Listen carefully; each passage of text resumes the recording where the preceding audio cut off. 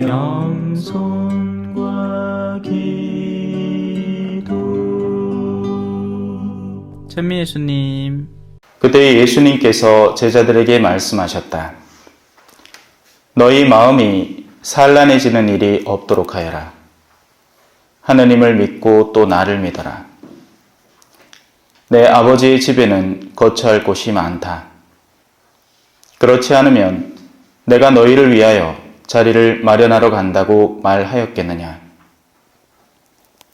내가 가서 너희를 위하여 자리를 마련하면 다시 와서 너희를 데려다가 내가 있는 곳에 너희도 같이 있게 하겠다.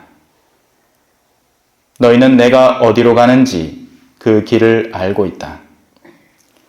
그러자 토마스가 예수님께 말하였다.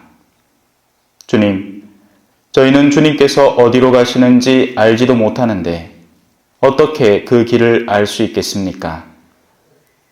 예수님께서 그에게 말씀하셨다. 나는 길이요, 진리요, 생명이다. 나를 통하지 않고서는 아무도 아버지께 갈 수 없다. 너희가 나를 알게 되었으니 내 아버지도 알게 될 것이다. 이제부터 너희는 그분을 아는 것이고 또 그분을 이미 뵌 것이다. 필립보가 예수님께 주님, 저희가 아버지를 뵙게 해주십시오. 저희에게는 그것으로 충분하겠습니다. 하자 예수님께서 그에게 말씀하셨다. 필립보야, 내가 이토록 오랫동안 너희와 함께 지냈는데도 너는 나를 모른다는 말이냐? 나를 본 사람은 곧 아버지를 뵌 것이다. 그런데 너는 어찌하여 저희가 아버지를 뵙게 해주십시오 하느냐? 내가 아버지 안에 있고 아버지께서 내 안에 계시다는 것을 너는 믿지 않느냐? 내가 너에게 하는 말은 나 스스로 하는 말이 아니다. 내 안에 머무르시는 아버지께서 당신의 일을 하시는 것이다. 내가 아버지 안에 있고 아버지께서 내 안에 계시다고 한 말을 믿어라. 믿지 못하겠거든 이 일들을 보아서라도 믿어라. 내가 진실로 진실로 너희에게 말한다. 나를 믿는 사람은 내가 하는 일을 할 뿐만 아니라 그보다 더 큰 일도 하게 될 것이다. 내가 아버지께 가기 때문이다. 주님의 말씀입니다.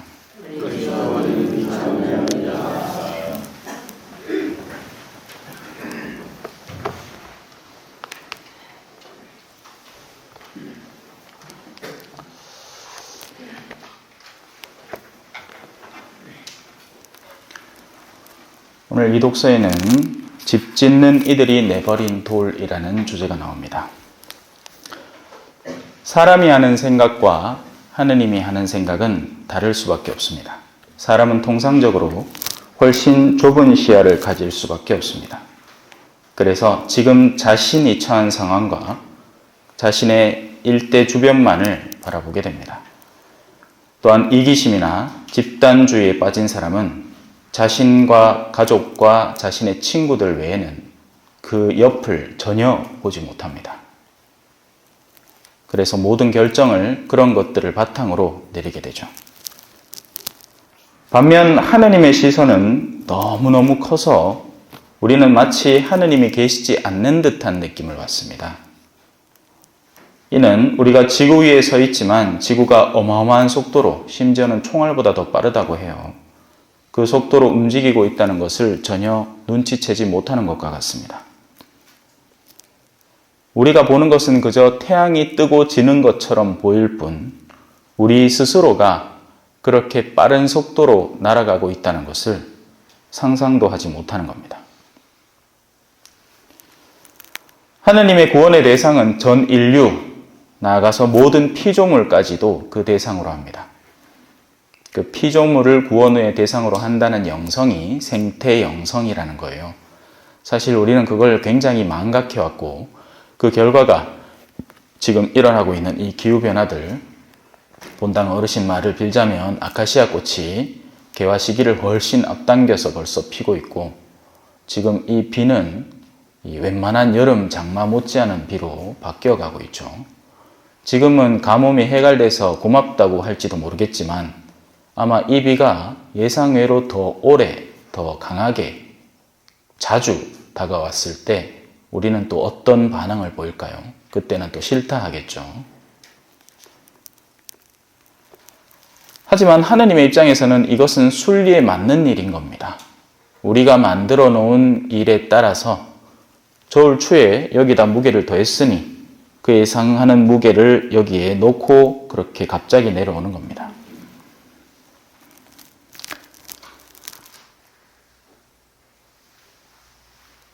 하느님의 구원의 대상이 그렇게 넓기 때문에 짧은 생을 살아가는 우리에게는 도무지 일어날 수 없는 일들이 일어나곤 합니다. 예를 들면 다음과 같은 겁니다.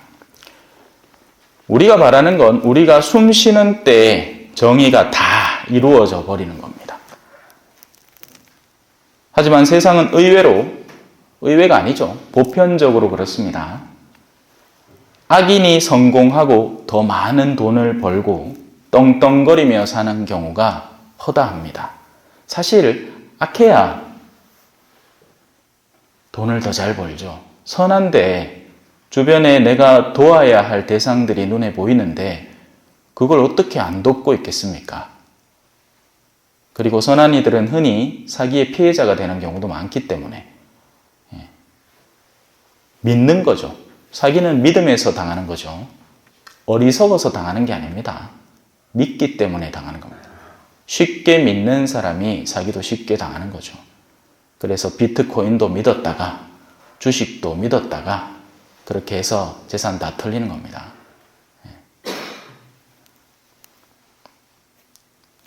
그러니 돈의 흐름을 보면 전부 다 악인에게 흘러가는 것 같아요. 원래 그들에게 귀속된 것이고요. 예수님 앞에서 사탄이 얘기했죠. 이 모든 것은 나에게 허락된 것이니 네가 나 앞에 무릎만 꿇어라. 너에게 다 주겠다. 하지만 예수님은 결코 무릎을 꿇지 않았습니다. 이렇게 악인들이 오히려 잘 산다는 것은 분명히 부당한 일입니다. 그리고 우리 가운데 몇몇은 그런 부당함을 이 지상에서부터 바꿔보겠다면서 애써 싸웁니다. 그건 필요한 일은 맞아요. 그걸 나쁘다고 할 수는 없습니다. 정의를 위해서 싸우는 것 반드시 필요한 거죠. 하지만 우리가 익히 알고 있듯이 옛날에 전태일이 자기를 불태웠죠. 그런다고 해서 법이 바뀌었지만 악인들은 그 바뀐 법에서도 합리적인 불법을 얼마든지 저지르는 겁니다. 합리적으로 불법을 저지를 수 있으니까요. 합법적인 불법을 행하는 거죠. 그리고 그때마다 달라지는 거예요, 그건. 음식에 식품 첨가물을 요만큼만 넣어라 하면 악인들은 요만큼의 바로 밑에까지 넣으면 됩니다.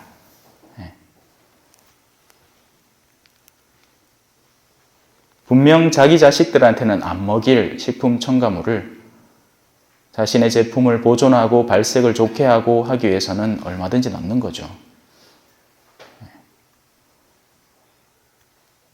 제가 듣기로는 무농약을 하는 이 작물은 자기 집에서 텃밭에서 갖고 오는 것 말고는 없대요. 근데 제가 봤을 때는 그것도 아니라고 생각합니다. 왜냐하면 옆에서 뿌려대는 농약이 흘러 들어와요.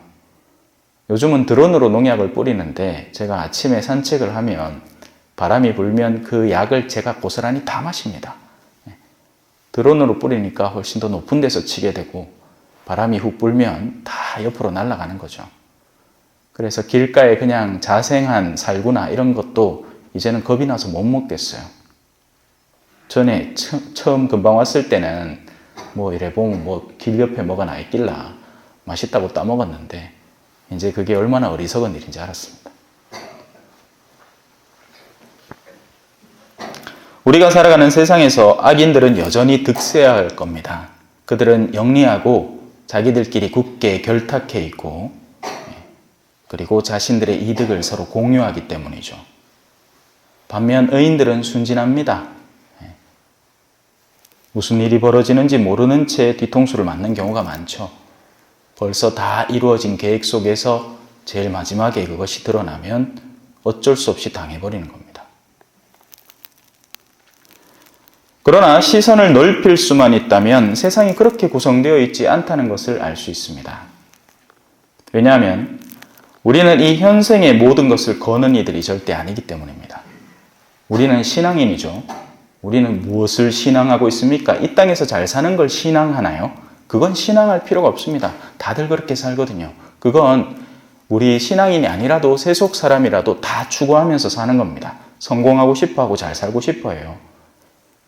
그러다 보니 정말 멍청한 일도 벌어지죠. 신앙인이 점집 갑니다. 뭐 잘 될까 싶어서. 자신의 신앙의 존엄을 하찮은 잡신에게 맡기고 있는 거죠. 그리고 그 잡신의 뒤에는 누가 숨어 있을까요? 더러운 영들이 숨어 있습니다. 그 증거는 신내림 받은 사람이 신을 따르지 않을 때 그 신은 그 숙주가 되는 사람을 괴롭힙니다. 그건 천사들이 하는 일이 아니죠. 더러운 영이 하는 일입니다. 그런 사람에게 가서 무언가를 묻고 답을 얻는다고요? 과연 그 답이 우리를 정말 낫게 해주는 답일까요? 절대로 아닙니다. 우리를 더럽히려는 의도가 가득한 답인 거죠. 우리에게는 영혼을 쥐고 계시는 하느님께서 계시고 그분은 모든 것을 당신의 정의대로 원상태로 돌려놓으시게 될 겁니다. 다만 그 작업을 현생에서 하지 않으신다는 것뿐이죠. 하느님은 아쉬운 게 없잖아요. 하느님이 뭐 급한 게 있습니까? 성실하고 꾸준하게 해나가면 됩니다. 그러다 보니 순교자들이 생겨납니다. 그죠? 순교자들은 뭐 한 사람들이에요? 하느님을 믿었습니다. 그리고 자신의 것을 다 바쳤죠. 이렇게 돌아온 결과는 죽음이라는 결과입니다. 이런 멍청한 사람들이 어디 있어요? 똑똑하게 살아야지 세상. 그죠? 챙길 거 다 챙기고 현세에서 똑똑하게 살아야지. 왜 멍청하게 순교자들처럼 산단 말입니까? 아니죠. 하느님은 되갚으시는 분이니까요. 결국 악을 저지른 이는 심판을 받게 되고 꾸준히 선을 행한 이는 영원한 상급을 얻게 될 겁니다. 그리고 이것이 우리가 고백하는 신앙의 근간입니다. 상선벌악, 우리 4대 교리 중 하나죠. 천주존재, 삼위일체, 강생구속, 마지막 상선벌악입니다. 우리는 다른 신앙을 갖고 있지 않습니다. 예를 들면 이런 거죠. 하는 일마다 잘 되리라. 시작은 미약하나 끝은 창대하리라. 식당 사장님들이 벽에 붙여놓는 글귀죠. 그 글귀의 출처가 어딘지 아십니까? 욥기입니다. 욥기에서 욥의 친구들이 욥에게 해준답시고 충고하는 말 중에 들어있는 말입니다. 욥의 친구들은 본질을 전혀 파악하지 못한 사람들이에요. 성경에 나오는 말이라고 해서 다 하느님의 말씀이 아니라 성경에는 사탄의 말도 같이 들어있습니다. 이 돌들어 빵이 되라고 해보시오. 누구 말이죠? 사탄의 말이었습니다.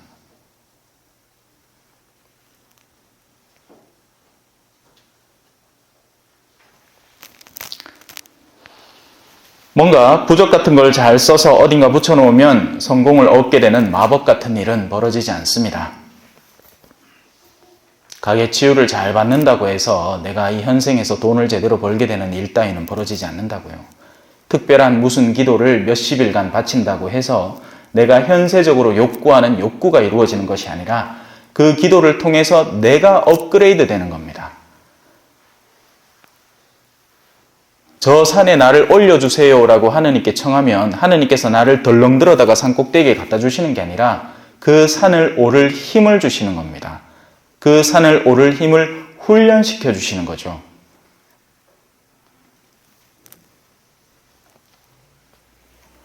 하지만 적지 않은 이들이 이런 내적 욕구를 여전히 가지고 있고요. 따라서 신앙에 대해서 그릇된 환상을 지닌 경우가 많습니다. 그리고 그들은 그런 그릇된 신앙을 따라 걸려 넘어지는 일이 허다합니다. 믿었더니 안 되더라.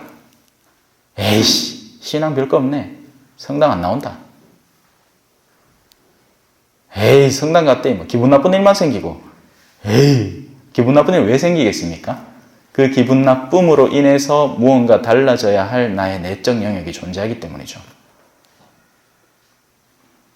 에이, 그놈 꼴 보기 싫어서 성당 안 나간다. 예. 지금까지 성공 가도를 달려왔기 때문에 자신이 실패하는 걸 견디지 못하는 겁니다. 우리의 신앙은 의외로 가장 현실적인 겁니다. 신앙을 본질적으로 사는 사람은 최고의 현실주의자입니다. 참된 신앙은 우리가 현실을 가장 적극적으로 살게 도와주며 영원을 기다리게끔 도와줍니다.